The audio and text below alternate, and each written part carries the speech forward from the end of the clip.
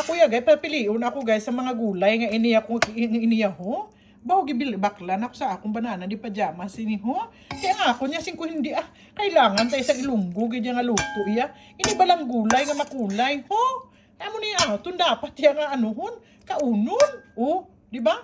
Nagmala na gani kay tungod sang ano na laswa lang ni nga may ano ba? Laswa nga may noodles, ano na miswa? Oh, di ba? Kagini bala ho. Kay baklan ta siniya sang pizza nga gamay. Oh, gamay lang ni siyang pizza pero dasok ni siya, guys. Oh, madasok talaga yan.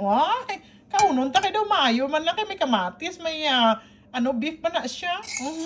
Kagini na lang sige, ini ho. Kay basta may ano lang ka, may gani na shrimp duwa lang na ka shrimp kay bawal ang damo ng shrimp kay gatanders na bala kita. Pag ingat lang ta sa mga mga tanders na tangadaan.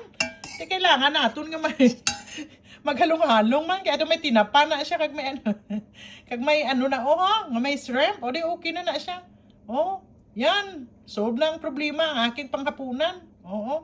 Yan na. Okay.